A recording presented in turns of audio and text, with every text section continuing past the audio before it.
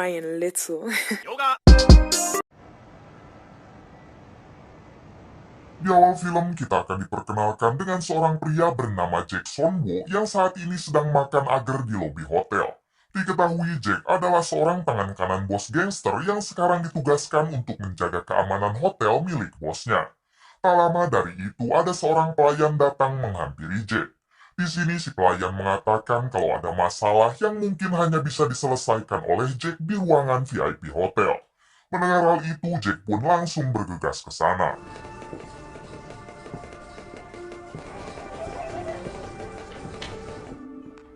Ternyata masalah yang dimaksud si pelayan yaitu ada beberapa preman yang tidak mau keluar dari hotel padahal seharusnya jam check out-nya sudah lebih dari 12 jam yang lalu. Terlihat Jack meminta baik-baik kepada mereka untuk segera keluar karena masih banyak pelanggan yang sudah memesan ruangan VIP ini. Namun para preman itu malah mengatakan kalau mereka akan baru pergi pada esok hari.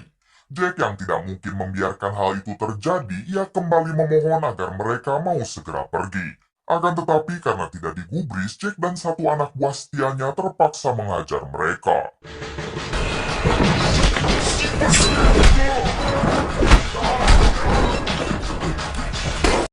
Siang harinya, Jack pun mendatangi kediaman rumah si gadis sambil membawa sebuah hadiah. Saat di dalam ini dia si gadis yang bernama Heso. Jack memberikan hadiah tersebut sambil mengatakan kalau hadiah ini adalah pemberian dari Tuan Kang. Ketika dibuka, ternyata isinya adalah sebuah lampu tidur yang membuat Heso begitu senang. Ternyata diam-diam Jack akan terus mengikuti Heso kemanapun ia pergi. Terlihat Jack terus mengawasi semua aktivitas yang dilakukan Heso dari jarak jauh karena Jack tidak mau lengah dengan tugasnya.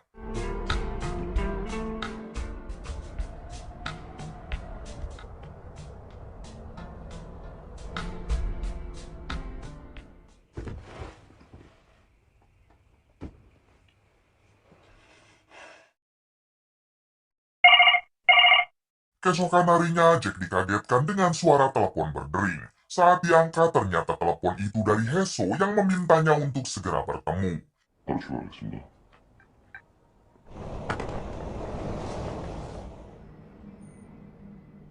Singkat cerita, Jack dan Heso pun bertemu.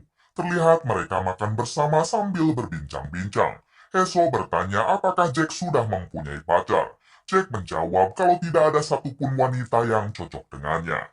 Kemudian Heso kembali bertanya kenapa Jack tidak pernah tersenyum. Jack hanya diam saja dan tidak menanggapi pertanyaan tersebut. Setelah itu, Jack diminta Heso untuk menemaninya berjalan-jalan.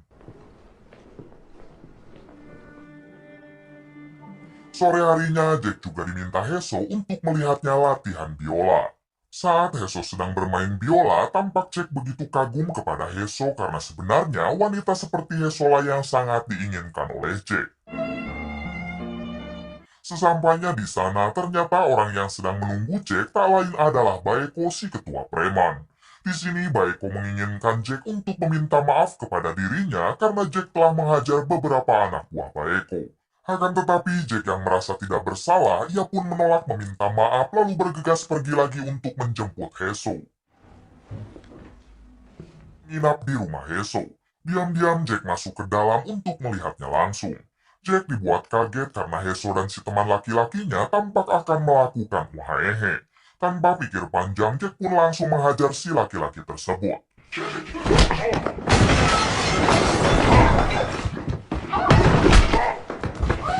Ketika Jack akan menghabisinya, tiba-tiba Heso berusaha menghalangi Jack.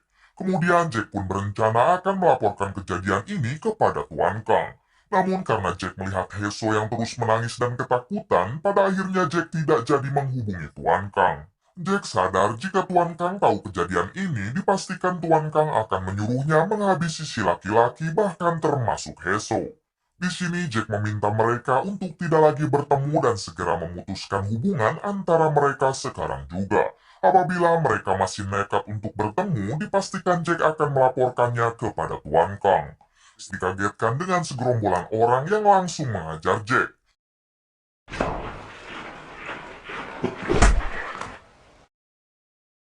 Ternyata orang-orang ini adalah anak buah Baeko si ketua preman. Jack diculik dan dibawa ke markas Baeko untuk disiksa. Saat itu Baeko sebenarnya ingin sekali menghabisi Jack, namun untungnya Tuan Kang mau menebus Jack.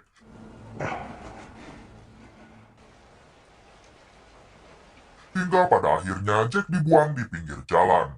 Setelah itu Jack dihampiri oleh Ruhyan dan beberapa anak buah Tuan Kang.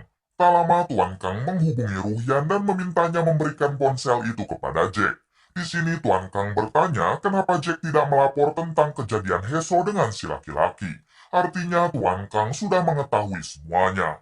Jack menjawab kalau ia sudah mengajar si laki-laki dan Jack tidak mau sampai Tuan Kang sakit hati dengan kelakuan Heso.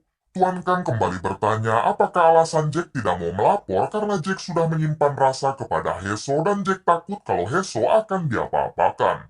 Mendengar hal itu Jack hanya diam hingga akhirnya Tuan Kang menyuruh Ruhyan untuk menyiksa Jack. Ruhyan sebenarnya sangat ingin segera menghabisi Jack agar ia menjadi satu-satunya tangan kanan Tuan Kang.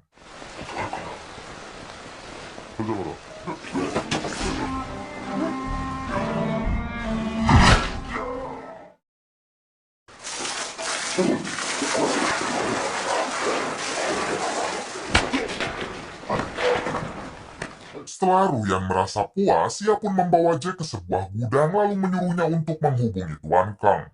Ruhyan ingin tahu apakah Tuan Kang menginginkan Jack mati sekarang atau tidak. Jack berpura-pura menghubungi Tuan Kang hingga ia berontak dengan menghajar Ruhyan serta orang-orang yang ada di sana.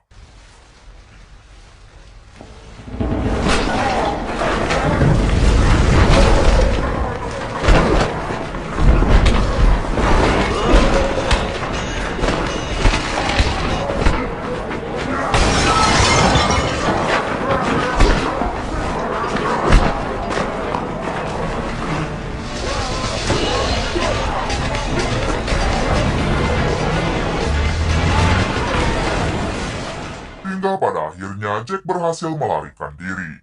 Kabar tentang kaburnya Jack membuat Tuan Kang semakin murka dan Tuan Kang ingin segera menghabisi Jack. Keesokan paginya Jack menemui salah satu anak buahnya yang paling setia. Di sini Jack meminta orang itu untuk keluar dari kelompok Tuan Kang karena ia akan membantai mereka. Beberapa hari kemudian, Jack mendatangi sekelompok mafia penjual senjata untuk membeli beberapa pistol. Sayangnya, kedua orang itu mengatakan kalau Jack tidak akan semudah itu membeli senjata dari mereka. Jack harus mempunyai seseorang yang menjamin dirinya seperti ketua gangster atau orang penting lainnya. Jack menjawab kalau ia adalah tangan kanan seorang ketua gangster besar dan Jack datang ke sini atas perintahnya. Kemudian Jack pun akhirnya dipertemukan dengan bos mereka. Di sini si bos penjual senjata bertanya dari kelompok manakah Jack berasal. Jack mengatakan kalau ia adalah tangan kanan Tuan Kang dan ia kesini diperintah olehnya. Jack juga memberikan kartu namanya agar si bos percaya kepada Jack. Hingga ketika Jack akan mengambil pistol yang sudah ia beli, tiba-tiba si bos meminta Jack untuk menunggu sebentar karena ia akan menghubungi dulu Tuan Kang. Si bos ingin memastikan apakah Jack benar orang suruhan Tuan Kang atau tidak. Ketika sudah tersambung, Tuan Kang memberitahu kalau Jack sudah bukan lagi dari kelompok mereka. Secara bersamaan, Jack terpaksa menghabisi si bos penjual senjata beserta para anak buahnya.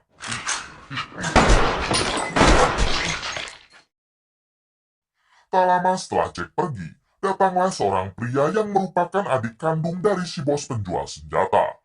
Orang ini bernama Henry dan ia begitu kaget ketika melihat kakaknya yang sudah koat. Akan tetapi Henry menemukan kartu nama Jack yang kebetulan tertinggal di sana. Henry akhirnya tahu kalau seseorang bernama Jack lah yang pasti telah menghabisi kakaknya. Di sisi lain, Jack mendatangi salah satu anak buah Baeko yaitu si ketua preman. Jack menodongkan senjata kepada anak buahnya untuk mengetahui di mana keberadaan Baeko. Setelah mengetahuinya, Jack pun langsung menghabisi orang tersebut.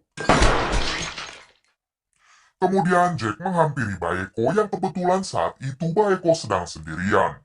Di sini Jack mengatakan kalau ia akan lebih dulu menghabisi Baeko sebelum ia menghabisi Tuan Kang. Dengan polosnya, Baeko meminta maaf kepada Jack dan menyuruhnya agar melupakan semua kejadian di masa lalu.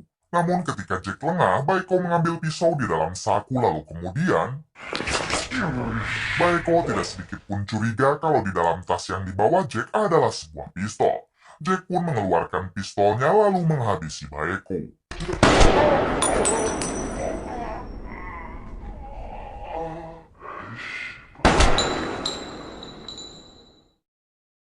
Setelah menghabisi Baeko, Jack berencana akan langsung mengincar Tuan Kang walaupun sekarang perutnya sedang terluka. Sebelum ke sana, Jack menyempatkan menghubungi Tuan Kang. Ketika tersambung, Jack mengatakan kalau Tuan Kang telah mencari perkara kepada orang yang salah. Tuan Kang yang takut dengan ancaman Jack segera menyuruh semua anak buahnya untuk bersiap termasuk tangan kanannya yaitu Ruhyan. Singkat cerita, Jack sudah berada di depan hotel milik Tuan Kang. Jack masuk ke dalam dan dengan mudah menghabisi satu persatu anak buah Tuan Kang yang mencoba menghentikannya.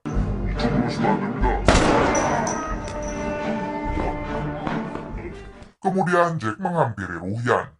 Ruhyan sempat mengeluarkan pisau untuk melawan Jack. Namun Jack yang membawa pistol tanpa Fafifu langsung menghabisinya. Setelah itu, Jack nekat mendatangi Tuan Kang yang kala itu dijaga oleh beberapa anak buahnya.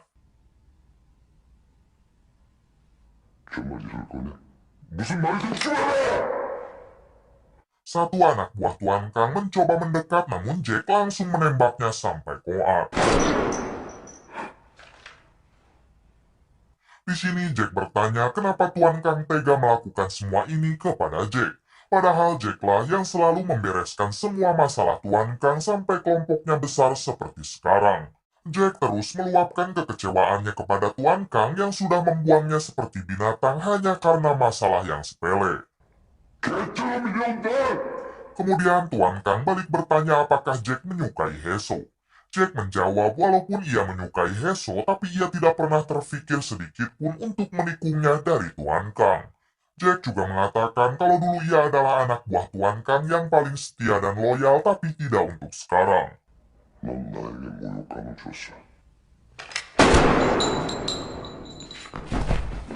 Pada akhirnya Tuan Kang koat di tangan Jack. Bersamaan dengan itu, Jack tiba-tiba ditembak oleh seseorang. Ternyata yang datang ke sana adalah beberapa anak buah Baeko yang masih tersisa. Disangka Jack sudah koat, namun ternyata